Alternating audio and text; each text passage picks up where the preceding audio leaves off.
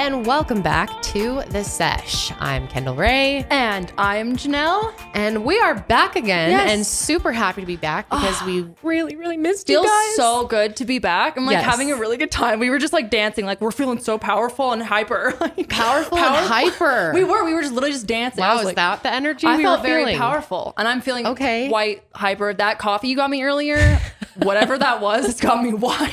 I introduced her to the brown sugar shaken espresso from Starbucks. If you have not tried this yet, this shit is so good. I'm feeling addicted to them. Wired. I'm like ready to go. It's really good, and you got to get it with the oat milk. It makes it It's so 10 good. times better. Ooh, I love oat milk. Shout out to that. We love that. Anyways, we are so happy to be back. Yeah, we are. I mean, it feels like it's been a while, but it really hasn't been that long. But a lot has like happened since But then. we I feel like pre-recorded the episode that you guys saw last, We our did, St. 'cause the Patrick's guys- Day yes. episode. And then last week I've had the craziest personal week. yeah, I was gonna say Just so much going on. a lot has happened in our lives, and then also, of course, the Boulder shooting happened just a few days ago, and that's taken a really big like emotional hit. I guess we have taken a pretty big emotional hit from that. So we kind of wanted to touch on that as well. But then we also are doing a little advice segment, and you guys actually submitted them. We sent out a form about a week ago, and you guys submitted like almost 1,000 requests, That's which I was insane. like shocked. I thought we were gonna get like 100. But you guys sent out a ton, and we didn't pick some, but we had Corelli help us, pick out the best ones. And obviously we can't do all 1,000 of them, so we're gonna have to do like this maybe more than once or twice. We're going to do all 1,000 actually. So get fucking ready. No, it was 12 hours surprising later. though, because we only pulled from Twitter. So I Yeah. was I put it on surprised. I put it on Instagram and like the Oh, okay. the community, but I was still shocked that many of you guys Yeah. were willing or interested in this. So And I hope you don't have like too high of hopes or expectations here, because we're definitely not experts on really Oh, anything. God, I no. feel like I don't know if I should be giving advice. no, 100%. We should go into this saying that this is for like entertainment purposes. At the end of the day, we're not here to like literally Solve your counsel or problems. help or solve your problems in any way, obviously. But this was something that was really requested, and so I do think it's kind of interesting. I like listening to I was advice. going to say, I think it's shows interesting, and and because it's, you can find things that are very relatable, and that just hearing people's opinions and how they would handle situations, I just find interesting. So we thought we'd take a shot at it. But yeah, we also have some spices. But before that, how are you doing, Kendall? We are now doing every week. We're going to do a little check-in because you guys seem to really enjoy that. Yeah. So, Yeah, I've enjoyed it too. I think it's kind of nice to have a place.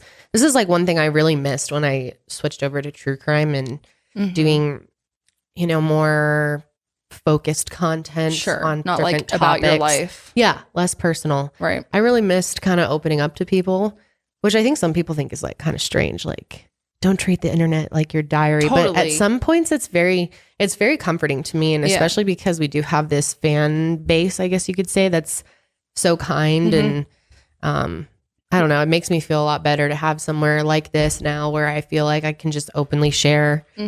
And yeah, I've been going through some big changes in my family. My grandma is moving to Colorado, which is so great, but it's a huge change because she's moving from Florida to Colorado. So she's going from sea level to a mile high. LOL. Yeah, which a lot of people don't know. That's why we call that. Oh, really? They don't know. I guess not everyone knows, but yeah, Denver is the mile high city because we are basically a mile above sea level up here where the air is thin and everything's dry. Yeah, that's exactly Colorado. But it's a big So she's change. getting used to that, and she's on oxygen. She has this lung problem. I won't get into all the details, but now she has to be on oxygen all the time. So it's just been a huge change. And Josh and I have been taking care of her by ourselves for the past week. And it's just been a huge adjustment to we've had to completely refigure the house and then getting the right amount of oxygen. And we've had a few little scares and just, it's a lot of work. Caretaking's a lot of work. I'm sure some of you out there know exactly what it's like. And I definitely, I wasn't prepared for how much I would have to just do. So I've just been so we couldn't do the sesh last week, so I was too busy with adjusting to getting her here. Yeah. And then this week we had to cancel Mile Higher because I've just been spread way too thin. Yeah. I literally couldn't do it. It also doesn't help because like you do have chronic pain and it does flare up when you are like stressed out, or if like you just, you know, like are helping, like if you're moving a lot, like how you were saying, like rearranging your house to like get it set up for her. And so. Yeah, I'm super sore. I was just saying like, I'm over here with my foot cream. I was just loading up foot cream down here. I've been really sore. Which, by the way, the foot cream kind of smells. Does it? It smells? Or maybe it just smells like feet in here because I took off my shoes too. Ew, it does kind of smell. I was going to say, it gives it like a... Ew. So it smells gross in here. That's the update. That's the update. But yeah, it's just been like a hell of a week, you know? And then this shooting happened. Yeah.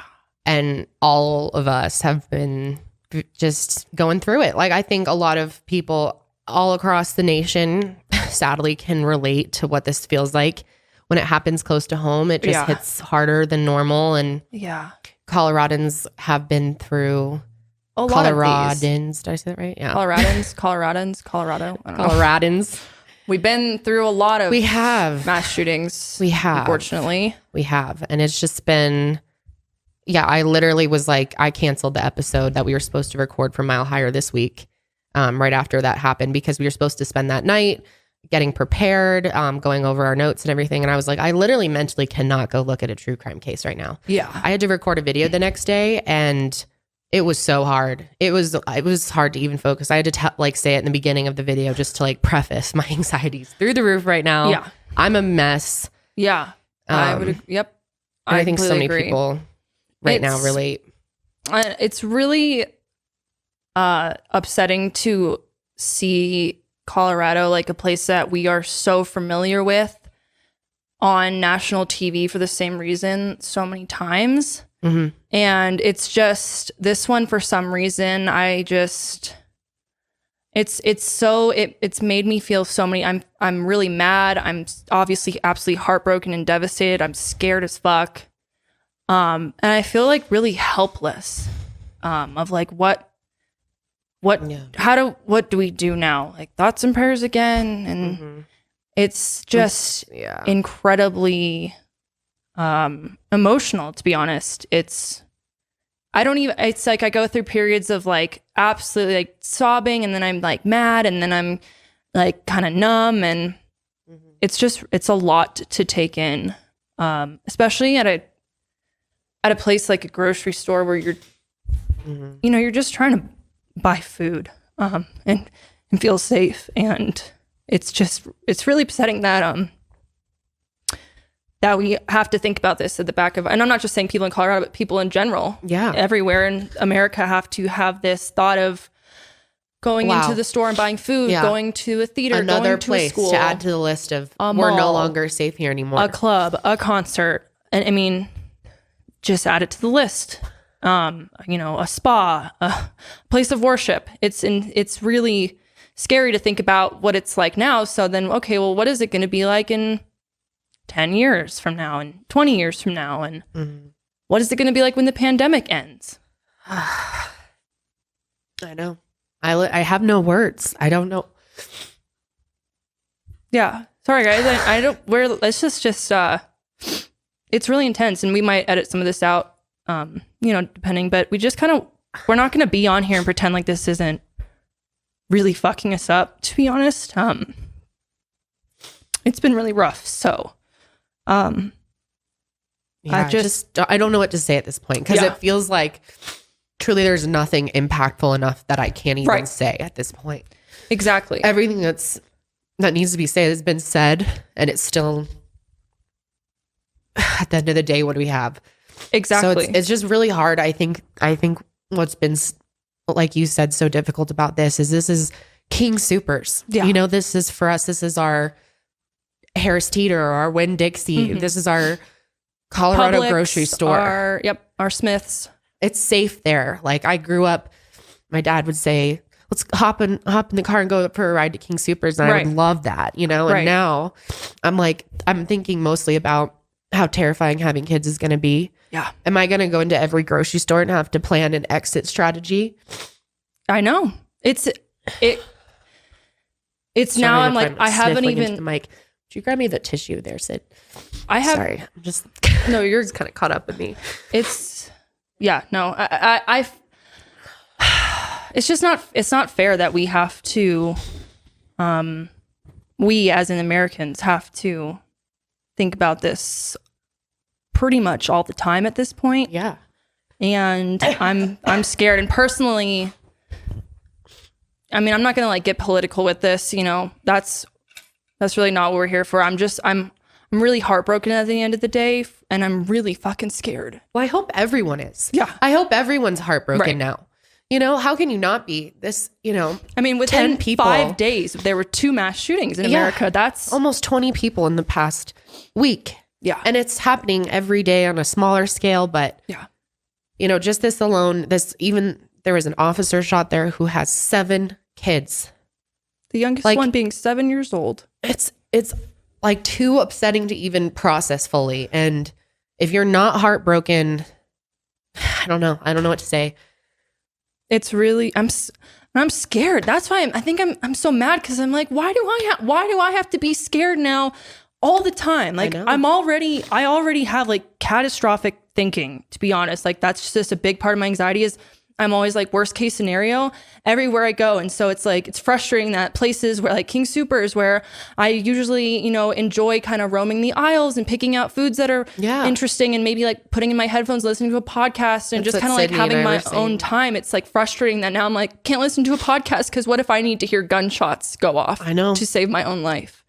Mm-hmm. And concerts are supposed to be some of like the most freeing, wonderful places for people. And now I'm like constantly having escape plans. I haven't gone to a movie theater all but maybe twice in the past 10 years or whenever that shooting happened, because it's just... I know.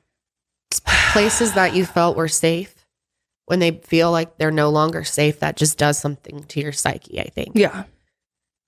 And yeah, it really feels like there is nowhere. I mean, when you can't send your kid to an elementary school without fear, or like a daycare, I mean... Someone tweeted at me that they were in high school this year and they literally spent so much of their time going through active shooter drills. Yeah. In their high school.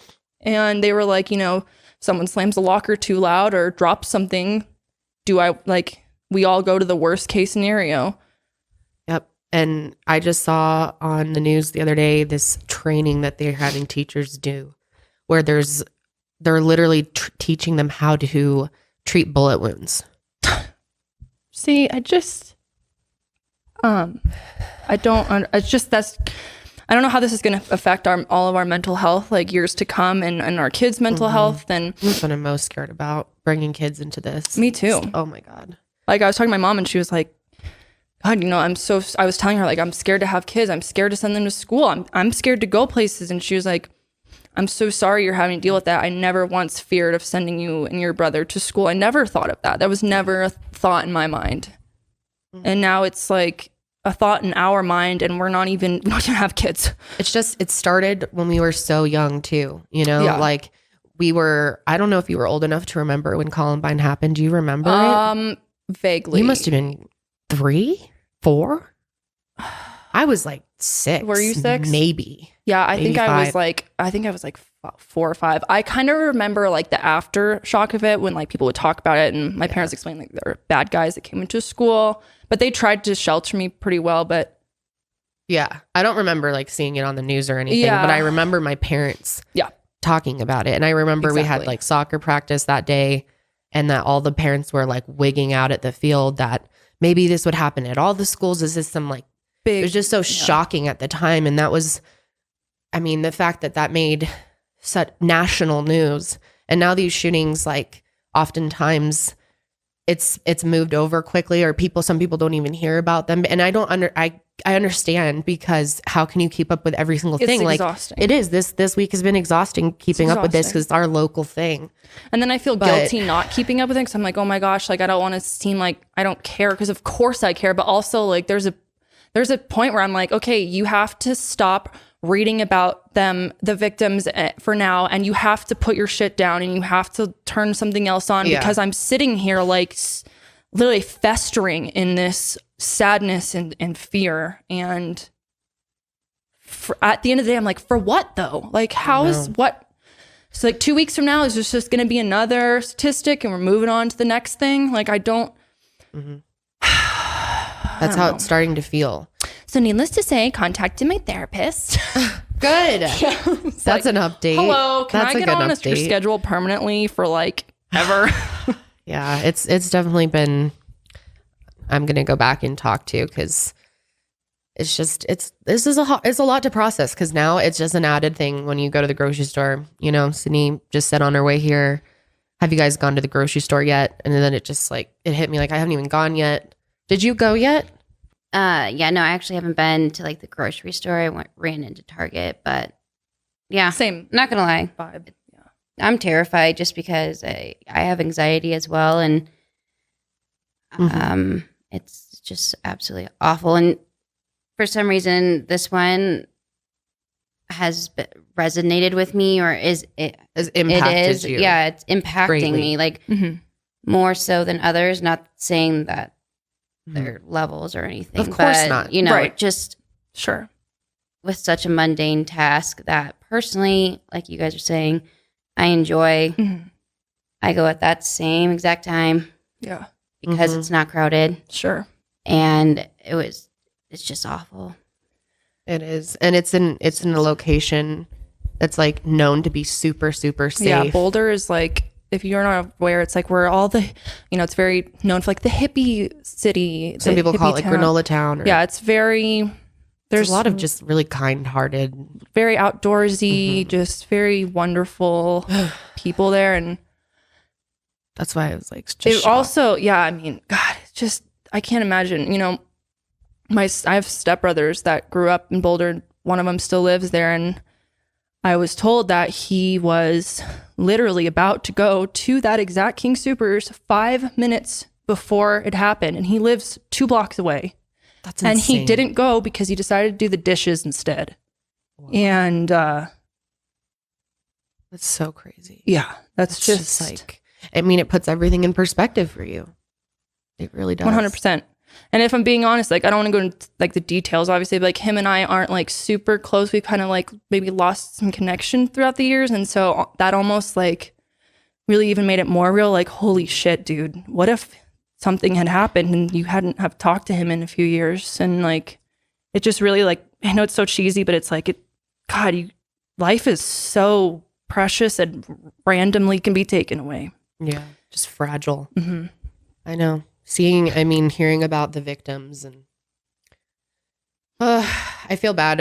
This is supposed to be a fun show. But I know. Honestly though, like it's supposed to be like a genuine show more than anything. And it's true. This is how we're genuinely feeling. I mean, I'm not about to come on here and just be like, yeah, it's sad. So anyways, like this has really fucked all 3 of us up as well as many, many people across this country. So yeah. And the world, I think. And the world. I think the world is just horrified that this is just a regular occurrence now. So. Yeah, exactly. So anyway, we do have some other things to talk about, which I think will be good for us to kind of get our minds off things here. I agree. Silly. At least we have one.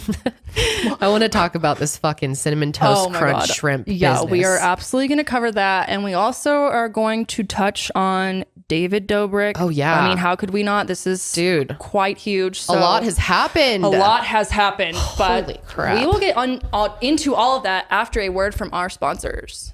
All right, guys. So after sitting in sweatpants for a full year, I have decided that I need some new clothes. And that is why I'm obsessed with the Curtsy app. I love Curtsy because you're shopping from real women in your size and style. It's so easy to use, and I found some amazing deals. With the Curtsy app, you get thrift store prices delivered right to your door. No need to sort through thousands of items that aren't your style or size.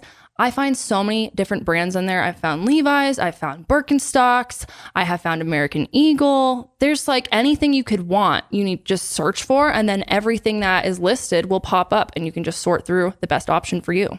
I found Birkenstocks that were, usually $150 for like $60 on there, and I was so stoked. And you can get all of these different brands and more for up to 70% off. Selling clothes is actually such a pain in the ass, which is why my closet is always overflowing. But Curtsy has actually made the selling process so easy. Literally anyone can do it. That's another reason why I love it, because you can buy and sell. Both of them are so easy. Also, I never have to know the price of the items because Curtsy suggests the price, which is so helpful. And if you don't have a printer, they'll mail you a shipping label for free, which I love. And the coolest part is when you get to instantly cash out to your debit card. So if you want a sustainable way to get Lulu, Champion, Levi's, Birkenstocks delivered directly to your door, download Curtsy today and enter promo code SESH for 15% off your first order. Search for Curtsy in the App Store, spelled CURTSY, and enter promo code SESH for 15% off your first order. Download the Curtsy app and enter promo code SESH. Today's episode is also sponsored by She's Birdie, and I am so excited about this brand, you guys. I have put my birdies all over my keys, my purse. I have them all over the place and I feel so much safer. And let me tell you why you should have one of these, guys. So Birdie is a personal safety alarm that is designed to be easy to carry and simple to use. And they also look cute. They come in multiple colors. But when you pull this thing, it makes a ton of sound. And it's actually a 130 decibel siren. It's loud. And not only what's cool about Birdie, what's different about them is they also have this flashing strobe light. So that can help you deter an attack if you're in the dark or draw attention to you. So it's really, really good to have. And unlike pepper spray and other deterrents, Birdie is no danger to you. You know, you don't have to worry about your kid getting into it and hurting themselves. You can feel confident about using it without worry. And Birdie goes wherever you do. The alarm comes in multiple colors and has a brass keychain so you can attach it to your keys or attach one to your bag. It's really easy to trigger the alarm. You literally just pull it apart, give it a good tug, and boom. But it's not too easy where it's going to like accidentally go all off. the time. Exactly. You still got to give it a solid tug, but it's not something you're going to be fidgeting with, trying to like, you know, get the clip off or something, anything like that. Like it's very, very easy to do when you need to do it. That's always been my concern with pepper sprays. Like, am I going to be able to access it fast enough under pressure? So over 300,000 Birdie alarms have been sold. So right now, She's Birdie is offering our listeners 15% off their first purchase when you go to shesbirdie.com/sesh. All you gotta do is go to She's Birdie, which is spelled SHESBIRDIE.com/sesh. That is SESH for 15% off your first purchase. That's shesbirdie.com/sesh. Definitely check it out, guys. I really love this product. Okay, so David Dobrik. This has gotten crazy, this situation. Last we talked about him was for those puzzles. The QR puzzles. They were QR code, jigsaw puzzle. We talked about the making out with the Jason Nash gorilla thing. Yeah. Remember we were we did. We briefly touched on it though. It wasn't briefly. And that was before shit had really popped off. That was mostly just when Trisha and Ethan were like actually starting to talk about it. Okay, now I remember. Yes. And we haven't recorded since shit really hit the fan. Exactly. Yeah, it's been a while. But shit hit the fan. I mean, yeah, I'd like to correct my previous statement. Remember when I was like, David seems like a nice guy. He seems like an okay dude. But I just knew nothing about him. Holy crap. Yeah. Wow. He's facing major controversy. If you don't, I mean, this is like on CNN now. Yeah. Like, so, I mean, this is pretty well known. It's being covered by like everyone, it seems like. And yeah, he's having controversy over SA allegations. We're going to try and abbreviate as much as we can here. You explain, you understand the Dom part more and like. Well, I've watched all the interviews and all the H3 coverage of this and frenemies and I've watched the whole thing. I mean, I know enough now that I kind of understand it, but the whole Vlog Squad thing has really blown my mind learning more about this. That's world of David Dobrik. It's like you and I didn't. It's fucking wild. We didn't really like know much about the Vlog Squad and stuff before this. So I've learned how set up these vlogs are and how David seems to view them as skits. And it seems like the whole group kind of views them as skits. In fact, this guy, Jeff, I think it's Wittick. Yeah, I'm pretty sure that's it. Yeah. Whatever. Jeff, he went on H3. He did this live interview with them, which was quite spicy. And they just roasted him. It was like, he just had no idea what the fuck he was getting into. It was pretty bad. But he tried to explain that David's vlogs are kind of like SNL, and that every week, you know, he picks skits, like kind of a premise for his vlog. Yeah. And he was explaining that like everyone on the team will like pitch ideas to David of like, here's a skit we can do. And then if David picks your thing, it's like an honor. And it's basically he tried to be like, it's the same as when an SNL writer gets picked for their skit. Okay. Which, I mean, this is a really shitty comparison because these are not skits. These are vlogs and real people inside of them. Yeah. But that's how David, it seems, views this. Sure. And the way he is business-wise is very interesting. The way he operates this whole thing and just how many people are involved in it. He retakes so many things. They reshoot all this stuff. Trish was talking about that. And who else was talking about? Someone else that was interviewed. I remember they were like, Jeff it's kind of like, hey, say the joke again. Like, exactly. As in like, make it funnier, laugh harder. Yep. Be sillier. They'll straight up be like, oh, this laugh isn't good enough. So he'll like redo the whole skit. So that's really what they're trying to play off now is like, these are skits and they are consensual, but there's this guy in it. I don't even know what he looks like, but his name is Dom. Mm-hmm. But this guy goes around to like frats. I saw this video of him. He would like go to different schools and go to their parties and like kind of go on tour. The vlogs of it was like a frat. They're like, the vlogs was like a frat. Seems like it. Mm-hmm. Yeah. Yeah. But so this guy goes around and like parties. Well, it seems like according to this Jeff guy, they all kind of have a role. Like, and Dirty Dom is kind of like the bad boy who loves girls. Like I love how it's just like it's just like a skit though, but he's just like the creeper, he literally bad was boy. like, I went to jail, so my role is kind of the guy who went to jail. Okay, sweet dude. So it seems like he kind of meets people and they like become like cast of his. They like are literally part of his cast. Yeah. His life is like this movie that he creates and perfectly distributes into these 4-minute vlogs and uploads. Right. Well, obviously he doesn't do it anymore, but back then when they were doing this. So anyway, there's all these allegations going on. 2 different women have spoken up against their inappropriate behavior. Claiming there's questioning going on. Yes. Yeah. And it seems, I mean, even David in his apology video, which we'll get into, said that he believes the women, which it's like, well, you kind of have to say that though. I mean, he's not going to come out and be like, I don't believe them. Yeah. I mean, yeah, whether he does or not. He should have said something way sooner than if you really believe them. Yeah. But yeah, it seems like that definitely happened. And there was underage drinking is kind of in question, is who supplied alcohol, whose credit card was it on? Was it on Jason Nash? Was it on David Dobrik? Because apparently David Dobrik doesn't like to put anything in his credit cards and he doesn't really drink. And it seems like he really like lets everyone else get really drunk. And then that's the interesting part weird. Is that he doesn't drink, but like encourages everyone else to drink. Yeah.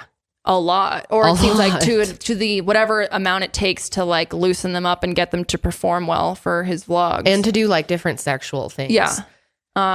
I feel like threesomes. He's like arranging. He's kind of like a puppet master. He's like the ringleader of all of his little like clowns and puppets. And he's like, I didn't mean like clown. Well, kind of clown. Some of them are clowns, but I'd say it's accurate. It's like a circus. It's a circus. They're like, come join the circus. It's honestly fucking wild. The whole vlog squad world is weird. It's like very cultish. Yeah, it scares me. Frat, honestly. Imagine like if you're in or you're like not. Things were like that here.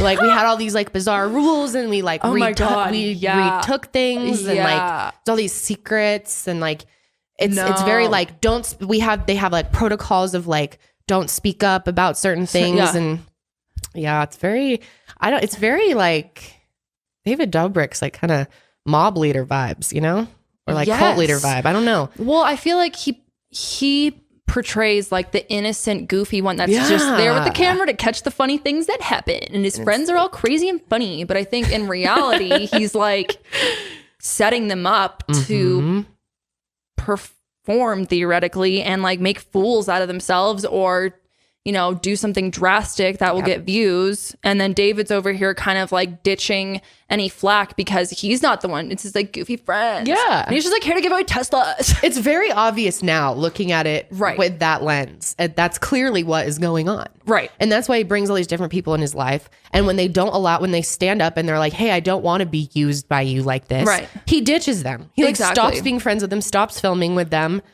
He has all the, it's so weird. It is very bizarre. I bet there's many more secrets. I'd love to know more.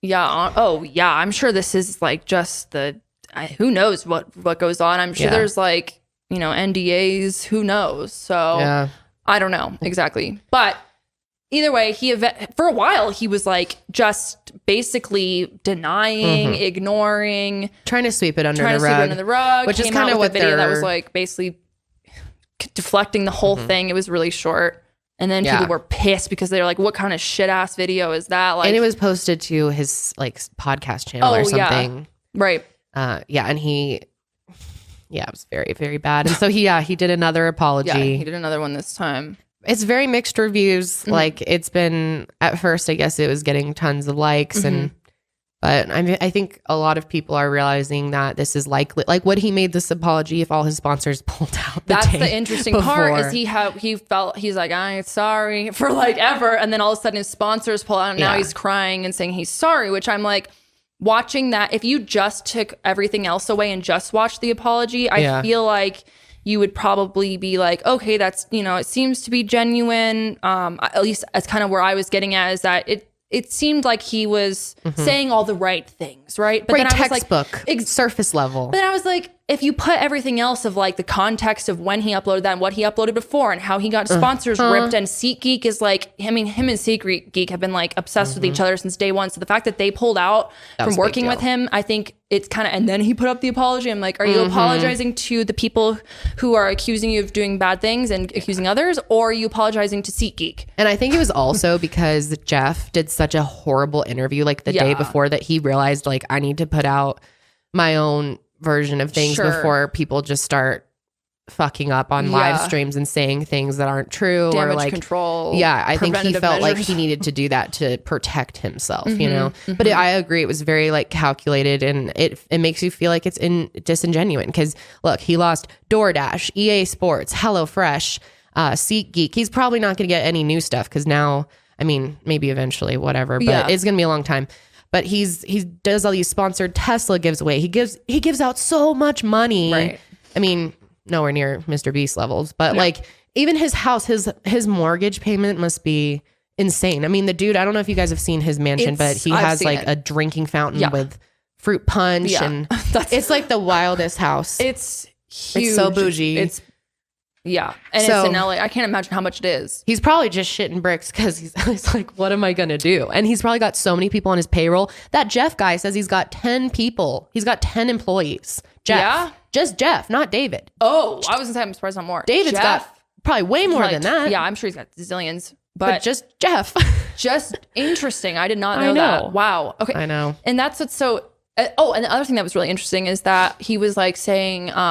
how he's going to make like an HR team. And I was like, if you are David Dobrik and you don't have HR, dude, like that's not okay. You need to you're a giant company.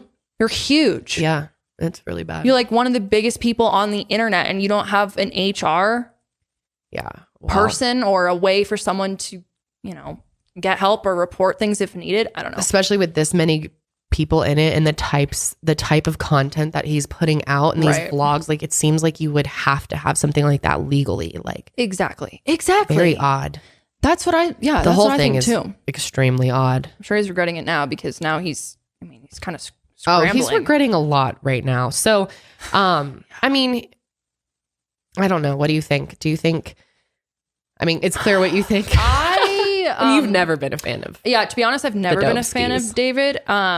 I've always thought he's just like very fake online, and I just got like really annoying disingenuine vibes from him since day one. So I've never been a real fan, but now I really have like a solid before I was like, I don't know, I can't put my finger on it, but I don't like it. I can put my finger on it now. Yeah, me too. My finger's definitely on it. Fingers on it. Pretty wild. And now that I look back, I'm like, I'm not that surprised because he seems like the type of person to use people and to clearly. And again, this all goes back to the fucking discussion of family vlogging, daily vlogging, just vlogging in general. When do you cross the line? Well, it's hard when the lines are blurred between your job and your real life, and you gotta one up yourself every time a good vlog comes out with some like great event or drama or whatever. You can't put out a boring one the next day. And he's obsessed with views. It's so obvious. He even named his podcast fucking Views. But I think that's such a good point. This really does connect back to the conversation around family vlogging and vlogging in general. People being in your vlogs. Do all the people sign consent forms to be in his vlogs? Which it sounds like maybe they do. Yeah. I don't know. There's been some kind of gray area. It sounds like they're signing things after they're in his vlogs.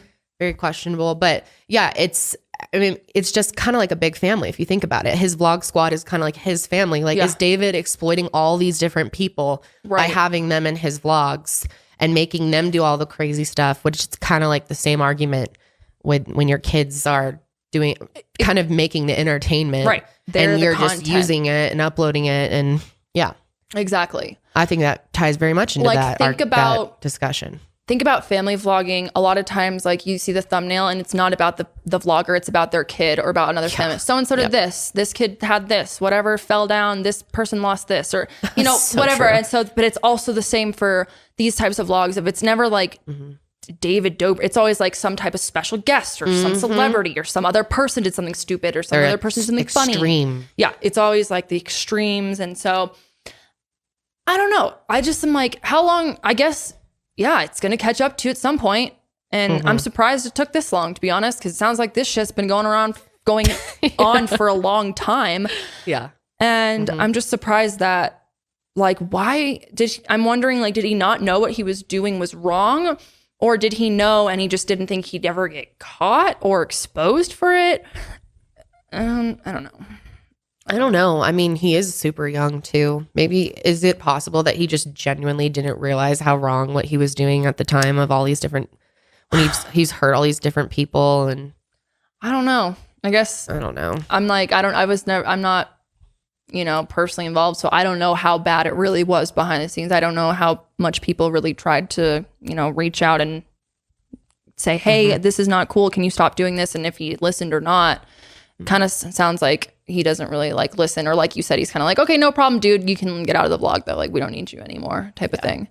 So I don't know, it's very interesting, and I think I think more of this is going to start coming out. I think more and more people in general are just going to talk. Well, that's what happens when you do that many vlogs with all these different people. And I'm sure many people got stuff to say. I just saw Gabby Hanna was like tweeting that she's like they're gonna end up suing her, some vague tweet, but I have a feeling she's gonna start popping off about some stuff that she's gone through. And yeah, I think a lot of people will. This is what always happens. True. In toxic situations like this, more and more people are gonna come forward if they feel enough support from the public. 100%. So yeah. Anyway, let's talk about a lighter topic. Yes.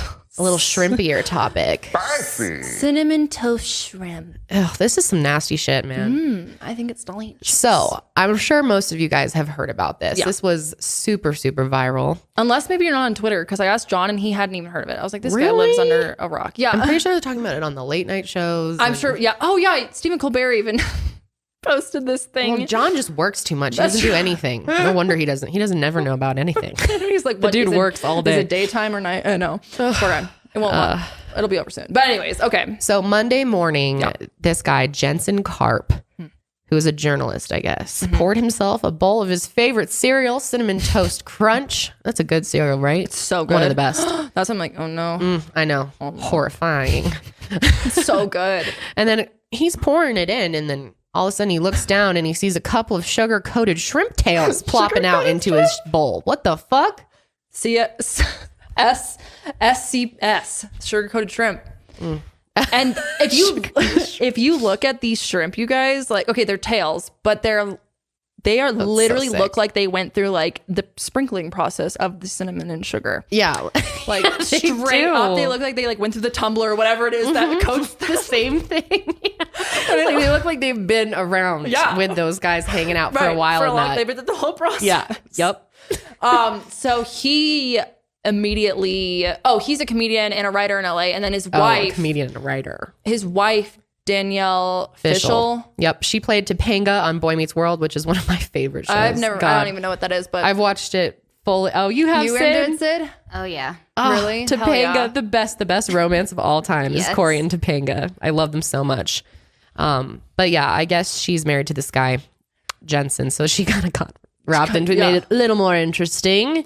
But of course he took to Twitter and was like, hi, what the fuck? Like basically tweeted to Cinnamon Toast Crunch, like, I found these shrimp tails. And Cinnamon Toast Crunch came back and was like, after further investigation with our team that closely examined the image, it appears to be an accumulation of the cinnamon sugar that sometimes can occur when the ingredients aren't thoroughly blended. We assure you that there is no possibility of cross-contamination with shrimp. What the fuck? Okay, if you're listening to this and you haven't seen the picture is like, it's so clearly shrimp tails. It's like not even, it's like no, literally, how could you be so stupid? It is kind of like whoever is on their account that really tried to say, it's like, our team closely examined this, and it is an accumulation of cinnamon sugar in a shrimp tail form. It's so clearly what the fuck? That is wild. It looks like someone's shrimp cocktail tail that they like pinched out of their mouth and put into the cinnamon sugar. So sick. Is it going to stop you from eating cinnamon toast? Probably not. Yeah, I was going to say, what the hell? Because I don't even know if this has really happened. Yeah, that's the truth. We don't know if this is even real. And this is, okay. So this shit went viral, obviously, because people are like, Oh, and also it wasn't just the shrimp. They also had like little black, like, like burnt pieces, and then like a string, which he said it was floss. Dental floss or something. And the bag of the actual cereal had looked like it was like taped, like open and then taped back up, which I'm like, okay, but also like, I don't know if that could it be him to like add to the story? Like, I don't know. That's true. Yeah. And that's true. So that's true. But General Mills was like, okay, please send us the shrimp so that we can take a look and confirm if it's shrimp or not. And then Jason was like, Jensen, sorry. He was like, hell no, I'm not sending you all the shrimp. I'm going to take it to an independent lab to DNA test it. Yeah, because they're going to pull some conspiracy shit. They're going to try to say conspiracy. It's the great shrimp conspiracy. I would do the same thing if I were him. Send it into the lab. Yep. Private lab. So he's sending in the black little burnt pieces, the shrimp, and I don't even, maybe the floss as well, to confirm what all this is. But he's also sending it to General Mills, so we'll see what they even come out and say. Okay, and then a few days after the original post was made, a woman named Melissa Stetton, who is a writer, and also Jensen's ex-girlfriend, tweeted out, and she said, what you may not know about the man behind the viral posts was like he's a manipulative, gaslighting, narcissistic ex-boyfriend who once told me he was surprised I hadn't killed myself because my life was so worthless. So that's obviously blew up. And since that tweet, many others have shared their experiences in past relationships. It turns out he's kind of not a great dude. Yeah, it seems like he's a douche. Yeah. So a lot of people have accused him of being emotionally abusive and manipulative and like a notorious liar as well. So some people are like, okay, is he just making this whole thing up? Which people have done. Do you remember the whole finger at Chili's thing? No. Wait, you don't remember that? There's a finger at... You remember that? You remember it? Yeah, I remember that. Ew, wait. I'm going to look it up real disgusting. fast. Dude, this happens like a lot though. Like there was a mouse found in the bottom of an Arizona iced tea can not that long ago. There was like a Capri Sun that was found to have like a shit ton of like thick mold. It looks like a sponge inside the Capri Sun, which I was like, that's so depressing because Capri Suns are like my favorite. I should cover this. This woman went to prison for 4 years because she planted a severed finger in a Wendy's bowl of chili and tried to pretend it was in there, but she didn't. I need to. It was. So it happened when I was a kid. I don't remember all the details. Now I want to do a video on it. Where'd she get the finger? That'd be funny. How did she get a finger to put it in the chili? That's the question we all want to know. There's an answer. I need to look it up. It wasn't one of her Someone's going to comment it below. We'll find out. Where did the finger come from, guys? Where did she get it? Was it one of hers? Wow. Ew. Yeah, pretty nasty. So is this another Wendy's finger situation? And of course he's like, I would never do that to my favorite cereal. Like, why would I? I'm like, because you want money maybe, or fame, or I don't know. I'm not accusing him of lying. I don't know. Maybe it's completely the truth and there really are shrimp and things. You made a good point earlier today. You're like, he could be a douche and also still get some shrimp in his Cinnamon Toast Crunch. He could be a notorious liar and it's emotionally true. Maybe it's terrible. karma caught up to his ass in the form of shrimp in his cereal. Dude, imagine if it really is true, you're just pouring your cereal, shrimp tails just come out. Well, I'm not going to stop eating it because it's good. It's good. Oh my God. But yeah, we'll have to keep updated on that situation. If there's any updates to that, maybe some lab results, we'll put it in as a pinned comment. But let's get into some life advice. But before we're going to do that, we have a word from our sponsors. Yes. Montenero Fresco. In case you don't speak Italian, this means keep it fresh. Very important. And I just learned it on Babbel, the #1 selling language learning app, my friends. One of my goals this year is to learn a new language, and Babbel has made the process so much easier. Babbel's quick 15-minute lessons make it the perfect way to learn a new language on the go. I recently did it while I was getting my nails done. Other language learning apps use AI for their lesson plans, but Babbel lessons are created by over 100 language experts, and their teaching method is scientifically proven to be effective. With Babbel, you can choose from 14 different languages, including Spanish, French, Italian, and German. Right now, when you purchase a 3-month Babbel subscription, you'll get an additional 3 months for free. That's 6 months for the price of 3. All you got to do is go to Babbel.com and use promo code SESH. That's Babbel, BABBEL.com, code SESH for an extra 3 months free. Babbel, language for life. And our next sponsor is Honey. Guys, Honey is the best. If you don't know what it is, you seriously are missing out. We all shop online. We've all seen the promo code field taunt us at checkout. But thanks to Honey, manually searching for coupon codes is a thing of the past. Brilliant! It honestly is brilliant. Honey is a free browser extension that sources the internet for promo codes and applies the best one it finds to your cart. Honey supports over 30,000 stores online. They range from sites that have tech and gaming products to popular fashion brands, even food delivery. All you have to do is go shopping and then, on one of your favorite sites. And when you're at checkout, the Honey button drops down and all you have to do is click apply coupons. Then you just wait a few seconds as Honey searches for coupons it finds for that site. And if Honey finds a working coupon, you'll watch the prices drop. I actually, last night, John and I were doing some online clothes hunting, and John actually saved $30 with Honey. They scoured the internet for a great coupon. Boom. Boom. Saving $30 has never been so easy. And Honey has found its over 17 million members, over $2 billion in savings. You guys, billion. That's a lot of money.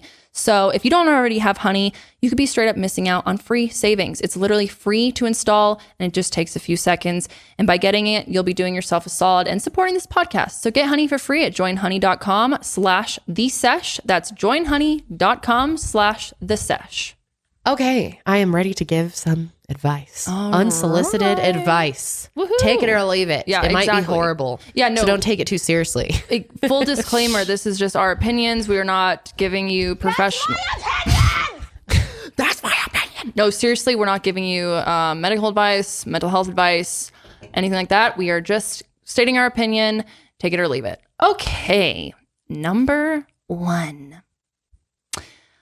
They say, hi, cuties. I was wondering if you had any advice on starting better self-care, positive self-talk, and what both of you personally do for, quote, me time that makes you feel good. That's some challenging stuff right there. I definitely don't have the perfect answer. Yeah, I was going to say. Something I'm still really working on. I think everyone's working on it to some extent, right? I feel like it depends on the day or the time, the period of my life that I'm going through. Sometimes I am doing great with self-care, positive talk, but then other days other times in my life I'm sucking and forgetting to do anything for myself. That's been me the last 2 weeks. It's been bad. I'm just I haven't had time. Yeah. And I know some people feel like that where they don't have any time for themselves, Right.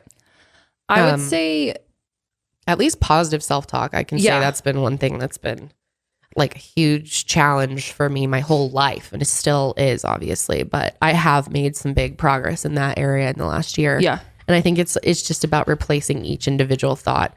It's not something that you can just all of a sudden flip this switch and you're all of a sudden this positive person who loves everything about yourself and is constantly, that's just so unrealistic. It's more, I think, recognizing. Exactly. I was saying that. I think like the first step, honestly, is like becoming aware of how much negative things you even say to yourself, whether that's out loud or in your mind. I think it's, we're so used to it that we kind of don't even realize how, like, if that was stupid or like, in your head, anything like that. And it's just kind of maybe taking a moment to try and become more aware. And when you do catch yourself saying something negative or thinking something negative about yourself, taking a moment to be like, oh, that's interesting. I, said that. And then trying to replace it with a positive thought or somehow instead of, something that's terrible happening, it's an opportunity instead to learn X, Y, and Z, because you really did, at the end of the day, it's about like retraining these thoughts that we have had in our minds forever.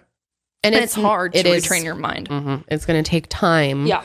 It's definitely not as easy as just, I know it sounds like, oh, just replace the thought. But it's, no, not in the sense of like, but it's like acknowledging the hurtful thing you said to yourself or whatever. And then, or just like the negative thoughts that you're having, negative thinking and it's not always easy though, to just be like, well, now I'm just going to like picture rainbows and butterflies and tell myself I'm beautiful and I love my body and I'm so happy. Like, it's just not realistic, but it's about stopping before you get into a tumble of negative self-talk. Like, reverting your attention to something stimulating for your mind, or meditating or reading or watching a movie, anything to like stop the cycle from continuing on to where you just get to a horrible self spot. But also it's important, I think, to not judge yourself when you do catch yourself doing that, or even if you catch yourself and then 10 minutes later you do it again, not saying, I'm so negative to myself. It's, that because that contributes again of the, I'm the not pattern, good at making myself positive. Exactly. And you can think like judging that is like the worst thing you can do, rather than just acknowledging and observing it kind of, and taking it as not as a good thing or a bad thing. It's just, that's what's happening. Now, is there a way that I can try a different approach and see how that feels? Yeah. Because like breaking any habit takes a long time, and negative self-talk can be a habit.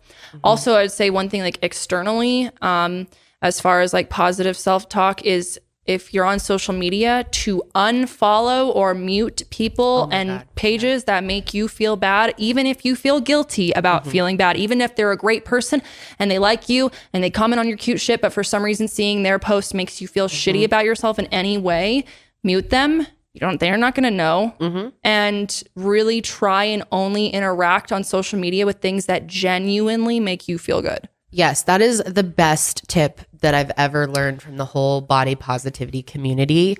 I can't remember who said to do that like years ago. And I just went through my Instagram and did this mass unfollowing. And it wasn't personal, or like I would mute people too that I was friends with. But like if there were just certain things that would be, I just couldn't handle it. They were too negative for me, or, whatever. But, and then replacing a bunch of that content with really strong people who inspire me, who make me feel good, who are relatable and real. And we're going to link a ton of accounts that we both follow that we really recommend adding to your feed if you're on Instagram, that are just amazing to follow. Just really uplifting. Yeah.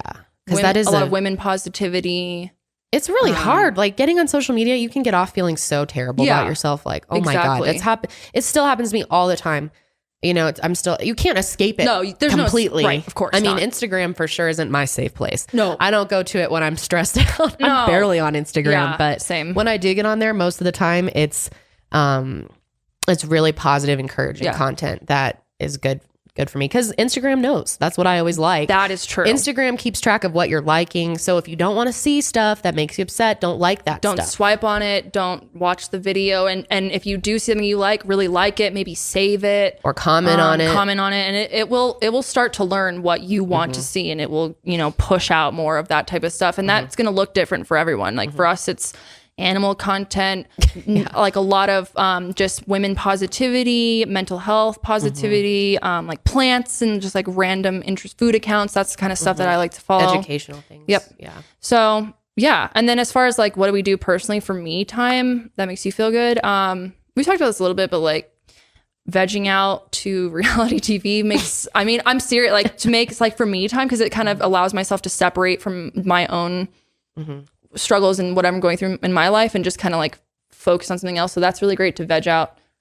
Yeah. Like taking baths. I love throwing on a good like podcast on my phone and like walking around the house and kind of tidying up. That's kind of my me time, I find, or watering my plants. I love watering my plants and sometimes it's hard because I overwater them because of that. But I really like caring for my plants. It's very good for my mental health, and it's kind of my time to zone out and listen to my little show or whatever I want to have on. Yeah. Yep. I agree. Yeah. So yeah. All right. That was a long answer. I know. I was gonna say we can't keep that. We can't do like a 10-minute explanation. What's wrong with us? It's been a while though. I feel like we're gonna do a long episode today because it has been a while. It has been a while. Exactly. We missed you guys. We need this time. We were just saying like how much we need this time. Oh yeah, absolutely. I love this platform. So okay. Next one. If you were given the chance to give yourself advice, what would it be? Any type of advice from any age between 20 and 25. So where I'm 26, Kendall's about to be 28. Damn. 20 to 25. 20 to 25. That really changes because who I was at 25 was not anything, I don't know anything, but I was quite different than when I was at 20. I'm trying to think back to when I was 20. I was sophomore in college. I would tell myself around that age to work on letting go of control, because at that age in my life, especially in my early 20s, I had so much anxiety that I was kind of a control freak about everything and everyone in my life, and sometimes about Josh and our even our relationship. You know, I was so worried about like just about making sure he was saving money and like not eating out. Yeah, I remember. Like stupid little things, or like making sure he got to bed on time. Remember how stressed out I'd be? I was like, he's got less than a certain amount of hours of sleep. He'll be like tired in the car ride. Like I was just so stressed out all the time. And then my parents got divorced, and that was the biggest like boom, you have no control of fucking anything from here on out with this situation. Yep. And I had to literally I learned so many skills when it comes to letting go and like just realizing things are going to happen. You can't control everything. Yeah. And how much that has helped me. I mean, that would be my main advice to myself, is to like let the small shit go, you know? Totally. That's a great point.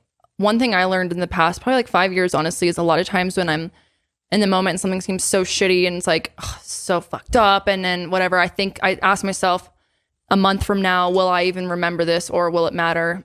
99% of the time it's no. Right. And then I'm like, it kind of puts it into perspective, like, okay, well then it's really not that big of a deal at all. On the grand scheme. Yeah, exactly. Yeah. As far as my advice, I would probably say to honestly like be able to try harder to separate myself from rescuing my family members that are going through something difficult. And I'm not gonna like get too personal, but I was very enmeshed with people very, very close to me and my family. Me too. Yeah, I was gonna say, you've definitely emotional enmeshment. And I felt like it was my duty to save them and to make sure that everything was okay, and it did nothing but run me into the ground. Yeah. And I really realized that like I have to live for myself first before anyone else. I have to put my own oxygen mask on first before I can help others. Because if I'm just trying to like save everyone else, first off, that's very unhealthy to try and save your own family members. I mean, what kind of lack of boundaries is that, you know? Yeah. Yeah. So, we both can relate to that. Seriously. On a pretty close level.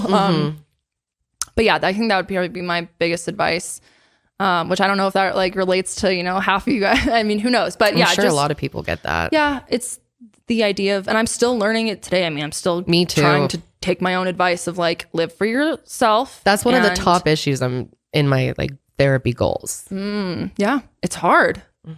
Especially because you and I do have such bad anxiety at times, and we don't like having the unknown and not being able to control what the fuck's going on. And so we feel very like chaotic in our own lives. That's why I'm always trying to like put out little fires so that at the end of the day, I think I can be like, oh, okay, like everyone's okay. So I'm going to be okay. Yeah. Right. Yeah. It's like for yourself at the end of the day. Exactly. Yeah. That's what I've realized. Yeah. All right. This one says, I'm going to be moving out of my parents' house in May. Congratulations. That's very exciting. Woo. And moving in with my fiance. Do you have any suggestions on how I could make the transition easier and less stressful? Okay. Let's think back. It's been quite a long time. I know. Since we first moved in with our men. Let's see. I moved in with John sophomore year, so I was like 20.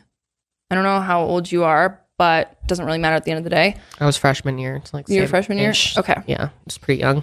Let's see. Thinking back, honestly, I'm not gonna lie. I was extremely lucky. It was actually a really easy transition. I knew John for a long time. I don't know how long you've been with your fiance and stuff, but I knew him for so long that I felt as though we kind of already could predict how we live in our personal spaces, if that makes sense. Yeah. Because I kind of knew his routine already in a sense. But there was a few things, as like simple things of like whose space is where, or like where, like, yeah. I'm much more of like a cluttered person. Like have the tendency to like kind of tornado through a room and like put my shit everywhere and then randomly like get the urge to clean everything at once. Whereas John's more like clean as he goes. Yeah. So I think learning to like try and be like, okay, in the common spaces, I can't just leave my crap everywhere all the time, type of thing. It has been a long time to think back to all this, but I mean, I think one of the biggest things for Josh and I was realizing how much you still need time apart. I think that's a big challenge for couples. Yes. Is like once you're sharing a space that's like you're not used to spending that much time with each other. True. And that can be a bit overwhelming. So I think making sure you allow each other to have alone time and space, even if that's like 30 minutes in the morning or like at that, just you've got to make sure you actually take that time, because I felt like sometimes Josh and I felt a little like we were together all the time, and like sometimes we still feel like that. Yeah. And it's really important for us to have space. Sure. Another thing I was going to say, another pro tip, you got to make sure you have some toilet spray, girl. That's like number one when living with a guy. Get that. Make sure you have that. I don't even use toilet spray. That was one of my big concerns when I moved in with Josh. Like, will he know? Like, or is he going to hear me in the bathroom? Like, it's things like that you don't ever think about. That's true. See, maybe I'm just gross because yeah, no, you and John are kind of like that. Yeah. And I mean, it depends on how your relationship is. Now me and Josh are like, whatever. But I remember when I first moved in with him, God, I was so nervous about him like seeing me without makeup on. Oh, yeah. That was a big thing. Like, I remember that. Remember I slept with foundation next to the fucking bed? And I like would pour it on like it was some lotion, some moisturizer in the morning. Be like, hi, I just look like this. I'm trying to look the same. It's so funny. Yeah, 100%. And then finances is a big deal too. Yeah, which I don't know if like you guys are joining that as well or not. That's like a whole other topic. But also I think one thing that's really important is communicating, like if something is becoming an issue and you kind of notice it, that it could, become a regular problem, to bring it up as soon as you can. Yes. Because otherwise it's just one of you is just gonna be pissed off secretly and the other person probably doesn't know about it. And that's really not fair to either of you. So if you can, even if it's like a once a week check-in of like, hey, how's it going? It can be helpful, especially if you have never lived with someone, because it really does bring you together on a different level. Pick your battles, but make sure you are heard about important, right? Like what is actually important to you at the end of the day. Exactly. I think that's a great point. And that's definitely my number one relationship advice to anybody is communication is key. That is the truest thing. Yeah. It really is. It's like everything else connects back to how much you communicate as a couple, I think. Absolutely. Sydney, do you have any advice that you want to share? I was going to say that's a good question. You've been living with Jared. You guys moved in together full time about 3 years ago now. And you guys were doing long distance. Yeah. So it was a different, like we were, in the same town as our partners. So, but you guys were, not together for like physically together for a long time. Explain. Yes. Yeah. Well, okay. Yeah. So we moved in together, and I'm not gonna lie, it was like totally honeymoon phase at first, and then because I mean you'd been together for years leading up to this long distance. Right. Finally got to move in together. Yeah, long distance for like what was that? 7 years, something like that. Crazy. I mean, it's been a long wild. time. I'm glad it worked out. It was like 8 years, I'm pretty sure. Yeah, yeah, 4 years of college for both of you. Yeah, yep. We in different times. So yep. I'm really happy that it worked out because I would have been brutal if we like moved in together and we're like, wait, we don't even like each other. But, oh my gosh. Dude, there's always that concern though, you know. It is a big change. Like it could go great or it could be the sign to ditch that relationship. Totally. No. Honestly, it was that we were so excited to like live together. It was fun and whatnot. But I mean, there's like the little things that I had my moments and he's had his. But I think just like learning each other and like learning each other's ways, because that was a big thing. Like I had a hard time understanding sometimes the way he did things. Sure. And I like didn't even think about like, oh, maybe I should look at it differently. Like I just was like, that's weird. That's not the way I'm doing it. Exactly. Like, so it took me a minute to say, okay, maybe he does it that way. But yeah, so far so good. Yeah. You guys definitely have your whole routine like completely nailed down now. I mean, you'll get into the swing of things when you move in with your partner. It'll like maybe be a little, I mean, of course there's going to be an adjustment, but you'll figure it out. If it's meant to be, you'll figure it out. Yeah, absolutely. So there you go. Okay. Next one. What are some tips on allowing yourself to feel comfortable completely opening up to a therapist? Oh, it can feel so overwhelming going to that first therapy session too.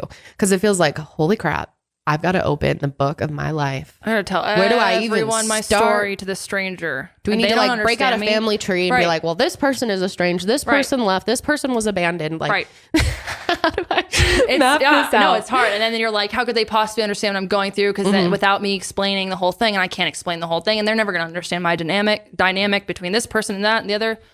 Or you just may feel like, how do I trust this stranger? How do I trust someone to open up? Has that been hard for you ever? That's never really been an issue for me. I go into every therapist and I'm just like telling them random shit. Yeah. No, there's definitely been times where I'm like embarrassed to talk about something, or like I I don't want to or something, but I try really hard to remember that I'm paying for this. And I am doing myself a disservice if I am not trying to be as vulnerable and honest as I can be. So you guilt yourself financially. Listen, motherfucker, you have 50 minutes to talk about your feelings. No. But how do you actually like become comfortable if you are? I mean, that just might take some time though. Absolutely. And that's the other thing. That building up, what's it called? Rapport. I think it's incredibly important to remember that a lot of people think that, who haven't been to therapy before, think that it's going in, you immediately are like comfortable with this person, they immediately understand you, you immediately understand them, and they're going to fix your problems in a month, you'll be feeling better. When in reality, the first several sessions are just figuring each other out, growing trust with a person. I mean, the majority of what you get out of counseling is the relationship you have with your counselor. So it's okay to be picky. It's okay to not click with your counselor and say, they're smart, whatever, but they're not a good fit for me. Or maybe I don't appreciate the way that they do this, or something like that. Do your research and ask them questions. Ask them like what their modality is and what they specialize in, if they do. And it's kind of like an interview at first. It is. And it should be. And exactly. And to, try to understand that it is hard to open up to someone random. And so it's not going to be like you just walk in there in the first month and you're, you've clicked amazing and they get you and you get them. And it takes work. But I genuinely believe that what you put in is what you get out of therapy. And, a lot of times you kind of have to put it into perspective. Like therapists have heard it all. When I tell you, that's a good point. They've heard it all. They are not there to judge you. They're not there to take your trauma home and gossip to their friends about it. Like they've heard it all, and you're not going to shock them with what you're telling them. They are there to listen to your darkest secrets to your, everything, your biggest gripes, they're there to listen. That's their job. They're not there to judge you. It can be hard though. Like I have had times where I felt like, am I like stressing out my therapist? I heard Colleen Ballinger talk about this and I totally related to it. Like almost being worried that you're going to like make them uncomfortable by crying or like saying something too far. Or, right. Yeah. I mean, it can be difficult to completely feel comfortable. I completely agree. I think it just takes time. It does take time. And it, like I said, it may not be the right fit right off the bat. You may have to go to multiple, but I'm very confident that if you're persistent enough with it, it pretty much always, works out to where you can find someone eventually that you do click with. I mean, therapy really, really does work. And just from like the perspective of during my internship, when I was playing the role of a therapist, and when I say that, I mean, I was actually, I was meeting with clients, I was providing them weekly therapy. In my mind, what they would tell me, I was always, where therapists are trained to be able to absorb whatever you're going to tell them without them being shocked or being weirded out. And maybe, something you say does trigger them, but that's really their own thing. And that's why they go to their own therapist. I mean, at the end of the day, they are here to help you. That is their job. And it takes a level of, trust for yourself and trust in that person that, it's okay to talk about whatever you need to open up about. But it's hard. Yeah. I mean, I wish we had some like specific tip. Yeah.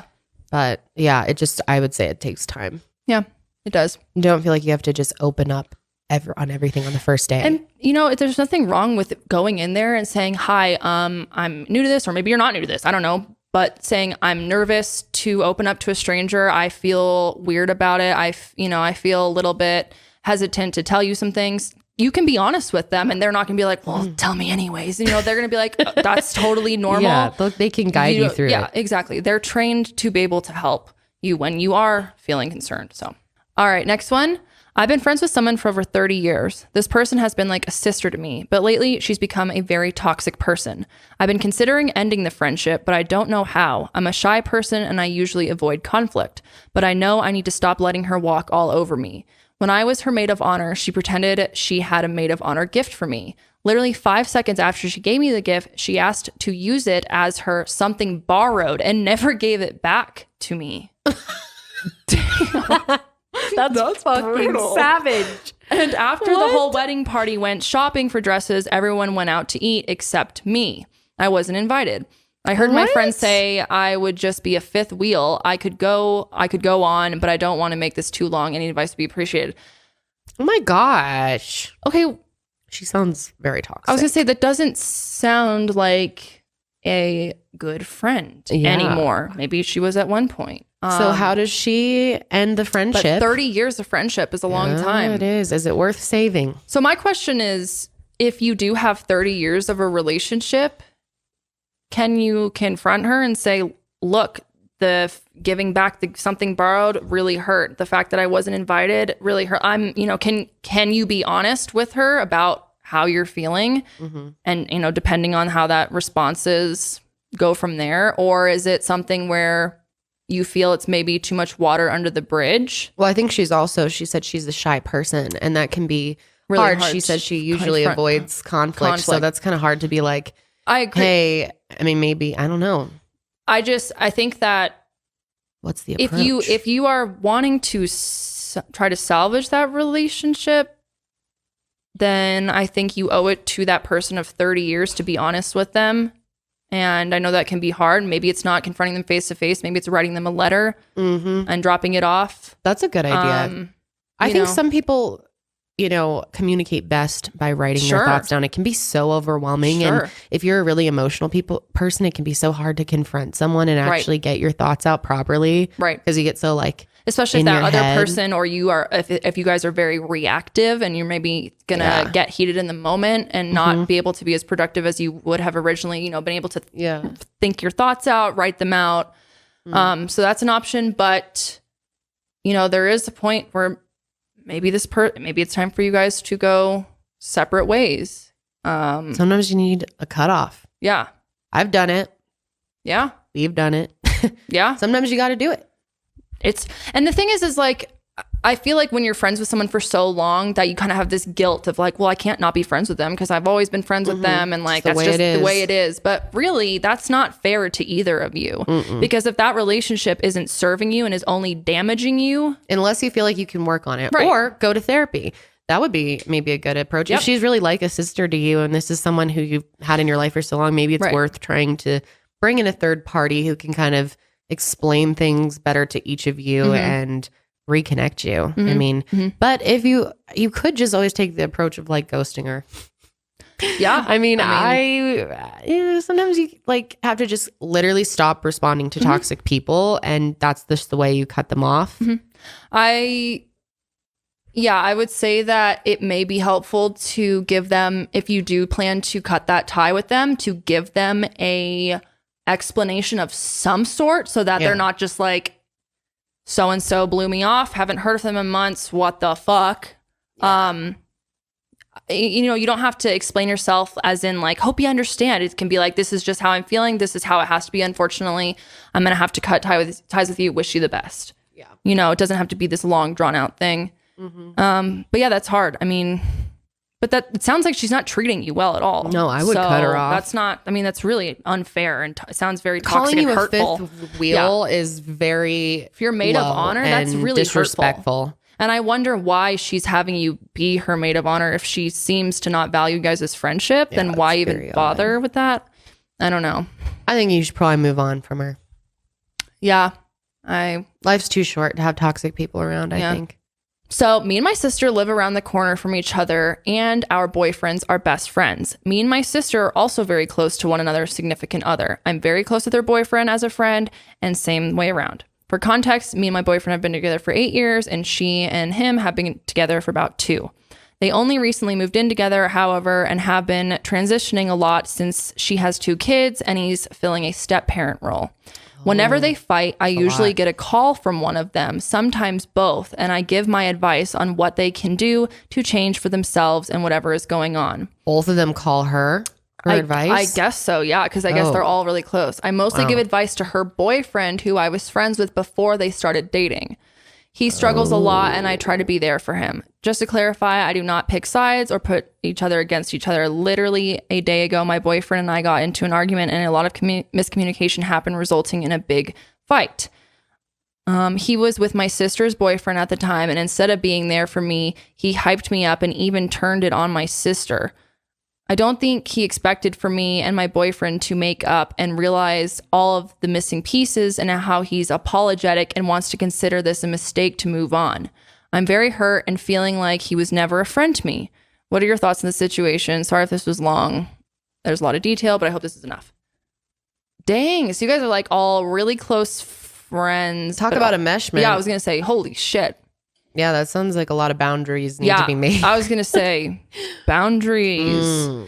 I understand that you guys all want to, it sounds like you really want to be there for each other and are really trying to like genuinely help each other, which is wonderful. And like, you may have good intentions with that, but for the sake of all of your friendships. Right. For the sake of all of your friendships. And your mental health. I don't know if you can necessarily help coach someone else's argument without while you're really close to both of them, because even if you don't want to take sides, it may seem like you're taking sides, but also it's not your problem to fix. Like, what if like Josh and I were both calling you after we fought?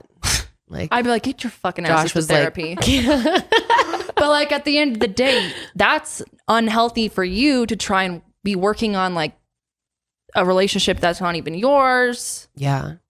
I would maybe going forward put in some ground rules of like, if we're fighting, you can't call the so-and-so and complain, because then that puts them in a weird place and puts me in a weird place because I'm also friends with them, and then their significant other's friends, all these lines are just being crossed constantly. So I would definitely get some boundaries put in there. All right, this is the last one of the episode, and it is, I have a crush on my coworker and have always make eye contact, but I can't decide if I should make a first move or wait on him. to do so. Each time something funny or eventful happens, we always look at each other and smile, but I could be over analyzing this. I don't know. Please help. He's also 10 years older than me. I'm 22. He's 32. It's really hard without actually seeing this in action. Right. You know, like he could just be being nice. But also I feel like if they always make eye contact, like I feel like you can feel that like, you guys have like sexual tension. But that's gotta be like, I could see that being a problem because like, what if you feel it, but then they're just being nice? Yeah, they're just nice. That's honestly true. Well, first off, maybe just like make friends with them. Like just genuinely like go at it as not trying to like, you know, like. Well, they probably already are kind of friends. Yeah, I guess so. But then I don't know. Yeah, are you guys friends? Do you know if he's married? That obviously makes a big difference. I'm going to assume that he's not in this, but if he is, that's maybe something to think about. But how do you like? That's nerve wracking. See, we've never been in this situation because Janelle and I both like are gonna marry. Well, you're gonna marry your high school sweetheart. Yeah. So I mean, we never really experienced like dating and like coworker flirting and stuff like that. No. But I imagine that would be like kind of nerve wracking because you want to make a move, but it's like you don't want to because if you make the wrong move and it's not what he was interested in, then it's like awkward with someone you work with. 100%. So you have the option of, I don't know what type of person you are, but maybe you are confrontational. You can always like, what kind of move are we talking here? Well, I'm saying you can always come and be like, hey, I want to get drinks sometime. Yeah, like that would be good. Like, hey, or like coffee. Yeah. Hey, would you want to grab a coffee sometime out of work? Would you maybe want to hang out after work and see kind of how they respond? If like, oh yeah, I'll bring my buddy too. Then like, okay, but if it's like, yeah, let's go get drinks and then Netflix and chill. Well, that's different. That's good. You could even hit him up with the like, I hear Starbucks has this great shaken brown sugar espresso. Let's go try it out. You want to go try it out? Yeah, make it more about the brown sugar espresso because that way friends could go get the brown sugar espresso together. But you could also have a date. And then I think you can gauge the situation a little more after that point, you know, once you're out of the work setting. Get out of the work setting and see how like the interaction is then because I think that can be really telling. Yeah, I agree. And I don't know if you also have like additional work friends, but maybe if you're too uncomfortable just having it one-on-one, you can invite him and then another work friend of your guys's and you guys can all go out for drinks and then you know you still have that opportunity to be out of the work setting so where you don't have to worry about like, am I being unprofessional or not? Like, you know, and I don't know if there's like rules about dating in your work and you know it's more complicated probably than it is on paper here, but that's where I would go. I would try and get them out of the work setting first and see what the vibes are. Yeah, that's the tea. But yeah. Anyways. Well, that is going to be it for us this week, you guys. We are so happy to be back. We missed you. Thanks for missing us. We saw all of your tweets and comments missing the episode this week. And we're going to be back next week. So that's good. Yeah, we'll be back. We have some really fun episodes planned. We have an interesting episode planned next, actually. Very exciting. The most exciting little tidbit is we're moving studios. Oh, people. Yes, we are. We haven't talked about this on the Sesh yet. If you didn't catch it on Mile Higher, we are moving in the next few months here to a totally different office space. And we're going to have our own set. Yep. So we don't have to redo the sign every time. It'll just stay there. We can have a totally unique background. We're going to ditch the table, make it way more like informal, comfortable. It's going to be really fun. We're so excited about it. So I'm so excited about it. Yeah. Oh, before we go, I wanted to shout out the maker of this sweatshirt. I was going to say, that sweatshirt's cute. Isn't it so cute? Fuck, dude. Someone sent it to my P.O. box and I just wanted to shout out their brand. I don't remember your name, but Good Note. I'll link it below. So cute. They make a bunch of cute tie-dye stuff. Ooh, I might have to snatch my pair. Josh brought it in this morning because I like had no laundry. Our laundry's so backed up. We've just been like so busy. And he's like, well, someone sent you this. You want to put this? I was like, yeah, perfect. That's coming awesome. In clutch. That looks like really good quality. It is. It really is. Sweet. It's good stuff. Well, anyways, guys, thanks so much for joining us this week. We really appreciate your support. And sorry it was, a heavy topic to begin at the start, but we've really feel like we could get around it. It was a roller coaster, but that's kind of like how I like our episodes a lot is like to really be able to do whatever we want. Yeah, and I think like you said, we got to be real. Like, we got to be real. It's very hard to just fake emotional. Yeah, it's exactly not able to do it. No, definitely not us. Some people could do that, which is totally fine. But just the way both of us work. We're pretty emotional people, and it's just important for us to be able to kind of like express that. So anyways. So thanks for listening. Yes, thanks for listening, as guys. always. We appreciate you, and we'll see you on the next sesh. But until then, keep it fresh.